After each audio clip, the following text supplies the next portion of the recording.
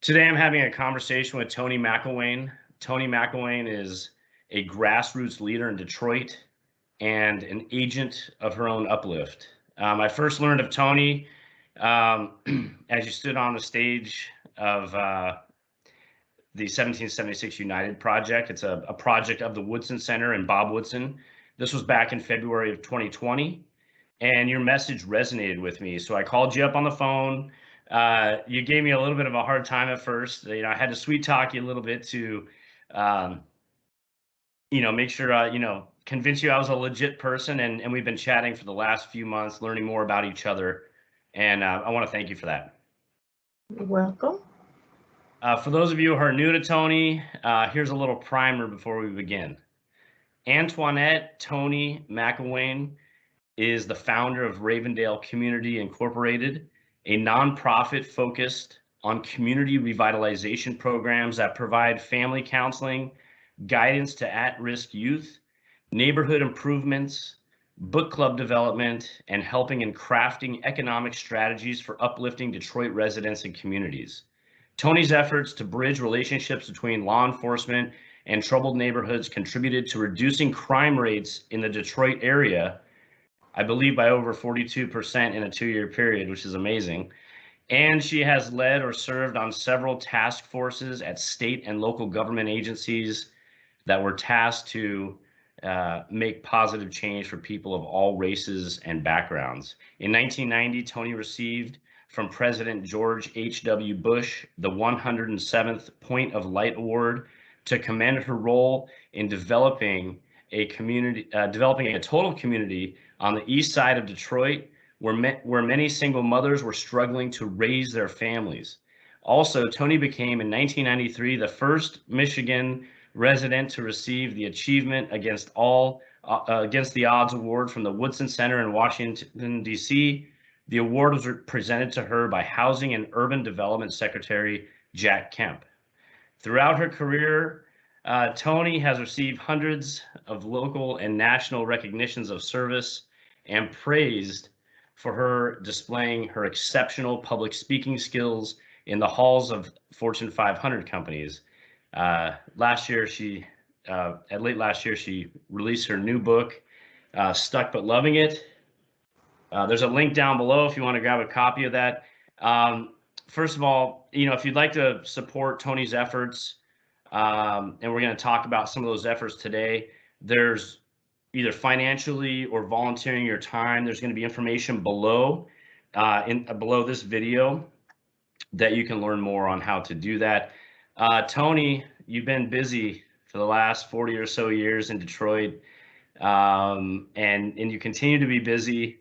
And I just want to thank you for joining me today to talk more about you and what you do in the community. Well, thanks for having me. You're welcome.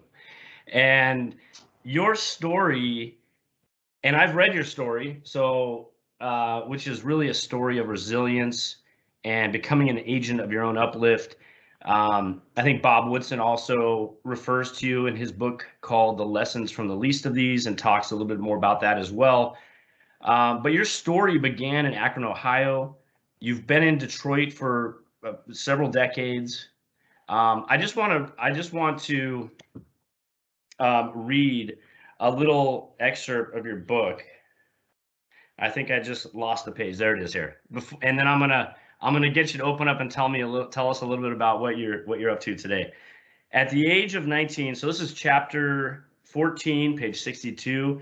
It's at the age of 19, I was pregnant with my 4th child, Lynette. Yes, I felt there was no escape for me. I felt stuck.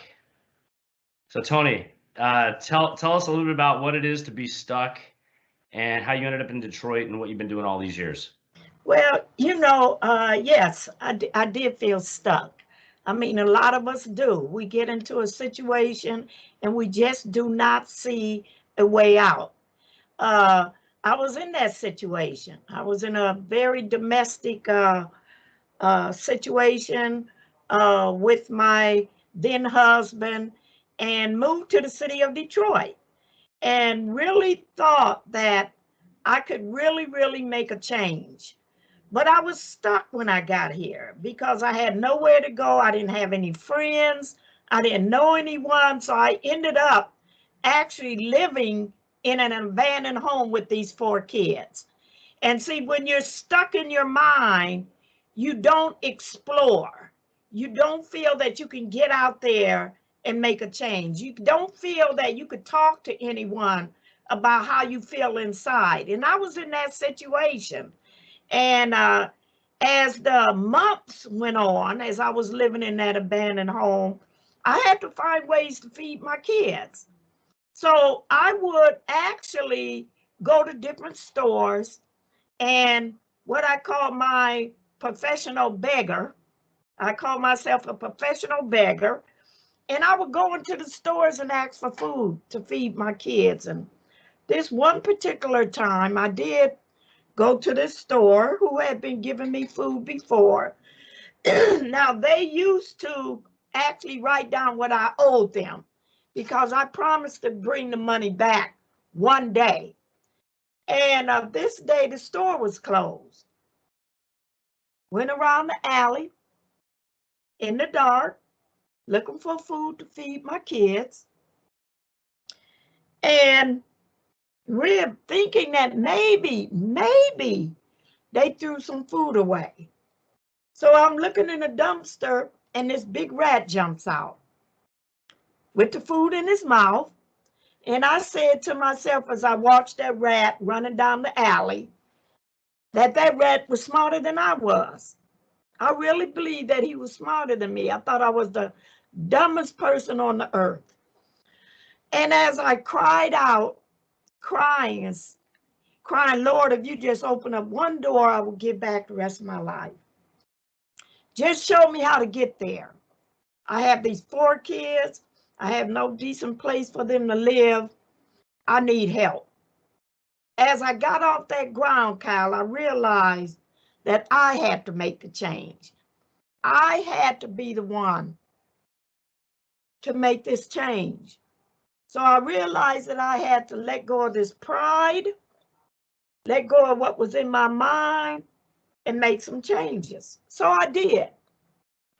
Started looking for a job, went back to school, but there were some processes I went through to get to that point. And moved into this neighborhood and realized that there were others that was in the same predicament that I was in, that they too were stuck. So I began to, first I started off with one little block club, began to work with the residents, began to get them to pull up by their own bootstraps, and started this organization called Ravendale. And that's how I ended up in the city of Detroit.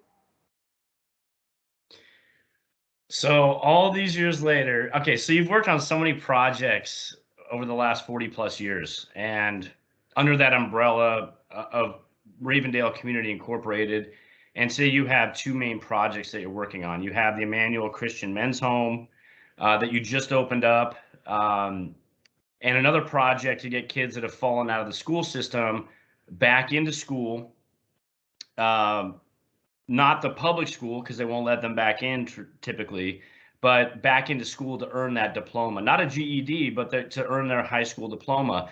And could you tell us a little bit about, first, I think the Emmanuel Christian Men's Home, and then we can maybe talk about the educational the component as well. Well, the Emmanuel Home is a home for men that have gone through recovery. Some of them have gone through recovery. Some of them have come out of prison. Some of them have just come off the street. And these are men that we work with to get them back into society, help them get their education, assist them in getting their license, driver's license. There's a lot of things because they have to start over. These are men that at one time had just lost their pride. They lost their families. They lost their wives. They lost everything. So we have to get them back into the frame of mind that they too are a part of society. So what we do is we work with them And the name of the program is Each One, Teach One. They actually work with us, but my goal is always to get the people involved in the process of making the change. Not to make the change for them, but get them involved in the process of changing their own environment. They have to work at it.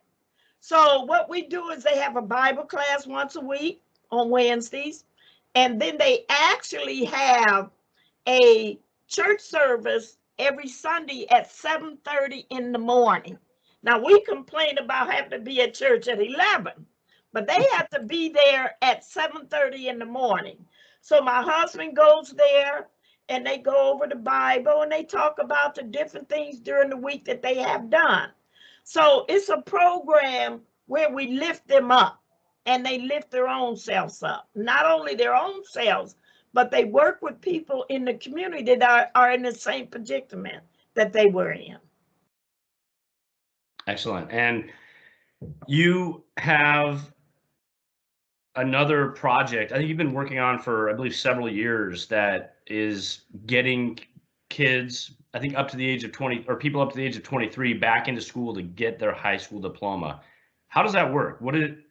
Well, how it works is, in our school system, and many students that are 18 years of age, if they do not have their high school diploma, if they do not have enough credits, okay, then they're actually literally put out on the street.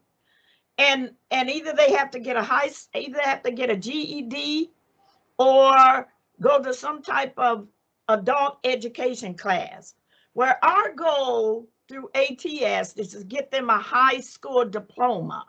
We believe that they deserve a high school diploma. Now, we have a lot of students that are homeless. We have some that maybe went to jail, went to the detention center. We have some that just dropped out of high school, wish they were back in, or they did not have enough credit. So what we do is I work with actually 32 churches and organizations that help us find these kids that are out in the street, that do not have a high school diploma. And we actually help them obtain a high school diploma. They can go online. We ship them a computer with the internet, because there are a lot of families that just can't afford that internet. We ship them the computer with the internet, and we give them an advocate that works with them three or 4 days a week in helping them get back on track. The name of the program is Back on Track. So our goal is to see that they receive their high school diploma. The greatest thing about it is we take them all the way up to age 22 of age, which means they still have an opportunity. Even when they graduate, if they choose to continue on with their education, whether it's through a trade, whether it's through an entrepreneur, we'll give them $500. The company will give them $500. Maybe they have to buy uniforms. Maybe they have to buy credits. We have them at our community schools as well as Michigan State University. These are students that really thought they could not complete. And remember this, when a child graduates, that total dynamics of that family changes. And I'm proud to say that even during the pandemic, we have graduated 1,200 students. Just during the pandemic? Just during the pandemic. You told me a story once about when you first started working with Back on Track. I think it used to be called something else. Mm-hmm. You told me you were told you were working with someone on this project, and you were told to go find people to bring in to this program.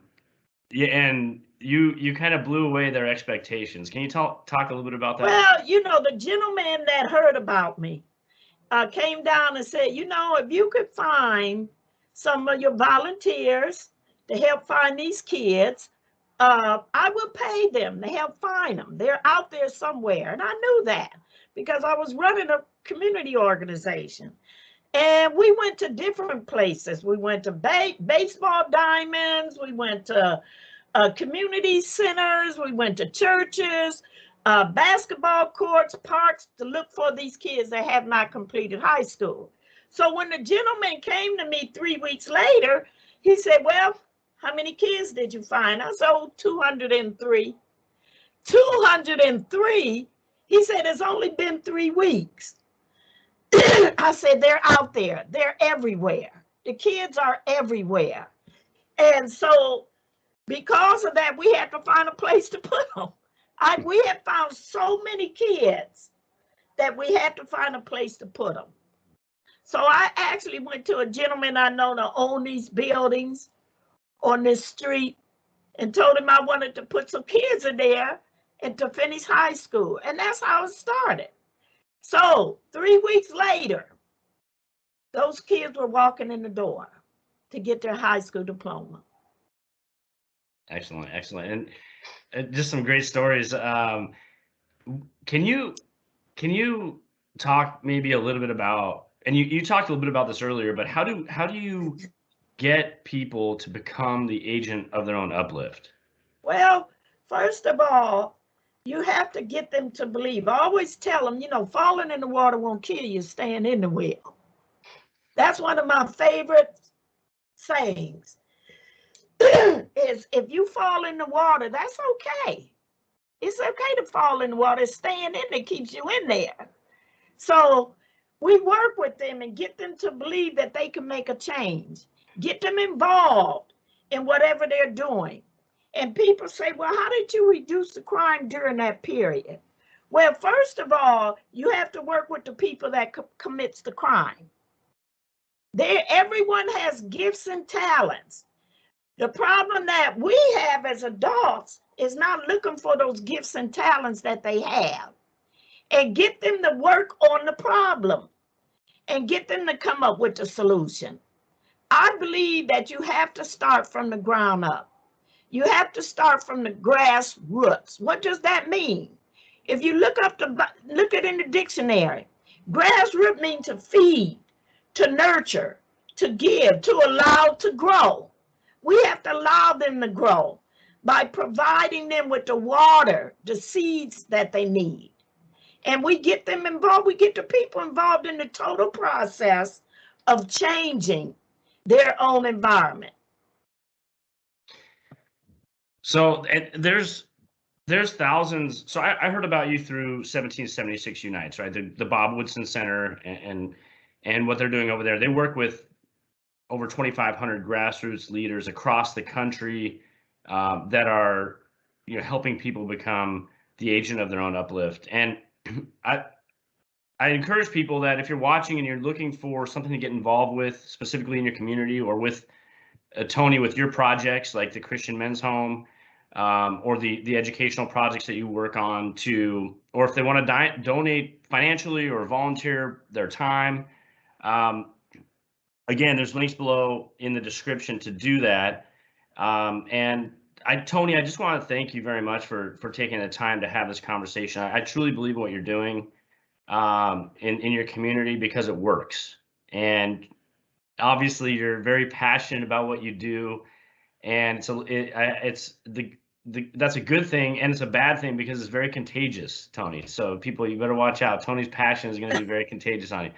But I thank you again, and we need to catch up soon and maybe do another video on the progress you've made with the Men's Home and the Back on Track project.